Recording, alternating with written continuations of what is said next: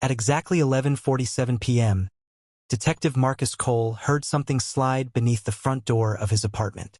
He froze. The sound was soft, deliberate.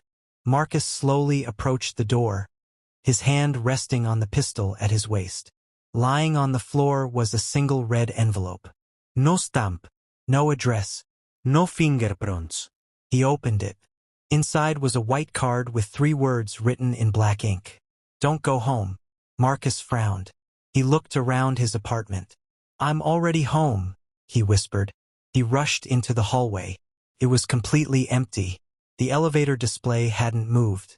The stairwell echoed with silence. Then he noticed something disturbing. The security camera outside his apartment was dead. It had gone offline exactly 2 minutes earlier. Someone had disabled it. Years of detective work had taught Marcus one thing. When something doesn't make sense, leave. He grabbed his gun, his wallet, and hurried downstairs. The moment he stepped into the parking lot, boom! A massive explosion ripped through the building. Glass rained from the sky. Flames burst from the 3rd floor. Marcus stared in horror. His apartment had just exploded. If he had hesitated for 30 seconds, he would have died. Police investigators declared it a gas explosion. Marcus knew it was murder. Someone had planted the bomb, but someone else had saved him. The question was, why? The next morning, Marcus unlocked his car. Resting on the driver's seat was another red envelope. He was certain the car had been locked. Inside was a photograph. It showed Marcus drinking coffee at a cafe earlier that morning. The picture had been taken less than an hour ago. On the back were 4 words. He's watching you. Marcus spun around. Businessmen rushed to work. Students laughed on the sidewalk. A street musician played the violin. Hundreds of faces. Any one of them could have taken the picture. Or maybe none of them. The message pulled Marcus toward a case he'd never forgotten. 5 years earlier, the country's most notorious serial killer had vanished before standing trial. His nickname was the Architect. He didn't simply murder people. He destroyed lives by manipulating others into doing terrible things. He built criminals the way an architect built cities. When transporting him to court, the prison convoy was ambushed. The guards were found unconscious. The vehicle was empty. The architect disappeared forever. Marcus had always believed someone inside the police department helped him escape. But he had never been able to prove it. Until now. That night, Marcus stayed inside police headquarters. It was the safest building in the city, or so he thought. At exactly 11:47 p.m., every light went out. Darkness swallowed the building. Emergency generators hummed to life. Officers searched every hallway. Nothing. No intruder. No broken windows. No alarms. Marcus returned to his desk. Waiting for him was another red envelope. His blood ran cold. No one had seen anyone enter. He opened it. Inside was one sentence. Stop trusting Captain Reynolds. Marcus almost laughed. Captain Reynolds had trained him, promoted him, even saved his life during a hostage situation years earlier. The idea seemed impossible, but impossible things kept happening. Marcus quietly reopened the old architect case. Only 6 officers had known the exact route used during the prison transport. Reynolds was one of them. Marcus searched through years of forgotten files. Phone records, financial statements, witness interviews. Hours turned into days. Then, he found something. Payment worth $10 million. Deposited 2 days after the architect disappeared. The money had gone into a shell company. The owner? Captain Reynolds' younger brother. Marcus felt the room spinning. He copied every document onto a flash drive.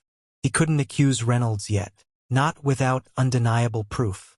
As Marcus left the archive room, he heard footsteps behind him. Slow, measured. Following him, he turned. No one. Then a voice echoed through the hallway. You're asking dangerous questions. Marcus drew his pistol. Silence. No movement. Nothing. Until he looked down. Another red envelope. Only one word. Run. The first bullet slammed into the wall beside his head. Marcus dove behind a concrete pillar. A second shot shattered a nearby window. Then a third. Someone wasn't trying to scare him. They were trying to execute him. Marcus sprinted through the underground parking garage. A black SUV burst through the security gate and raced toward him. Its headlights illuminated the concrete tunnel like the eyes of a predator. Marcus leaped over a barrier just as the vehicle smashed through it. He escaped into the crowded streets, breathing hard, heart pounding. Only one thought filled his mind. If Reynolds was involved, he couldn't trust anyone wearing a badge. For 3 days Marcus disappeared. No phone, no credit cards, no apartment. He slept in abandoned buildings and cheap motels. During that time, he studied every red envelope. Everyone carried the same faint scent. Cigarette smoke and lavender. The smell triggered a memory. Evelyn, an elderly evidence clerk. She had retired the same week the architect vanished. Marcus drove to a quiet coastal town. When Evelyn opened her front door, she didn't seem surprised. "I wondered how long it would take," she said. "You sent the envelopes." She nodded. "I couldn't go to the police, because the police were the problem." Inside her small home, she unlocked a hidden drawer. From it, she removed an old cassette tape. "I copied this the night the architect escaped." Marcus inserted the tape into a recorder. The room filled with static. Then, Captain Reynolds' voice. "Open the rear gate. We only get one chance." A second voice answered. Calm, cold. "The architect. Pleasure doing business with you, Captain." Marcus finally had proof. He contacted the Director of Internal Affairs personally. No emails. No phone calls. He delivered the tape by hand. That same night, officers arrested Captain Reynolds. As they placed him in handcuffs, he smiled. "You think you've won?" Marcus stared at him. Reynolds leaned closer. "The architect never wanted freedom." Marcus frowned. "What are you talking about?" Reynolds smiled wider. "He wanted you." Marcus felt his heartbeat quicken. Reynolds continued. "You've spent 5 years chasing a ghost. The architect doesn't build buildings. He builds people. He studies them, breaks them, rebuilds them. And you've already met him." Marcus grabbed Reynolds by the collar. "Who is he?" Reynolds only laughed. "You still don't remember." Suddenly, the lights went out. 1 second. 2. 3. When emergency power returned, Captain Reynolds was gone. The officers guarding him were unconscious. His handcuffs lay open on the floor. No one had seen anyone enter. No one had seen anyone leave. Taped to Marcus's chair was the final red envelope. Inside wasn't another warning. It was an old photograph. Marcus's hands trembled. The picture showed a little boy standing in a playground. The boy was 10 years old. It was Marcus. Standing beside him was a tall man in a dark coat. His face had been carefully scratched away. On the back of the photo were 6 chilling words. "You met me 25 years ago." Marcus stared at the image. His childhood memories flashed through his mind. The playground, the swings, the rain, the stranger who had given him a red balloon. Then, something he had forgotten for decades. The stranger had smiled and said, "One day, you'll become exactly who I need." Marcus's breathing stopped. The red envelopes, the bombing, the escape, none of it had been random. It had all been planned. Years in advance. Somewhere in the darkness, a phone began to ring. Marcus answered. A calm voice whispered, "Congratulations, detective. You've finally started building the truth." The line went dead.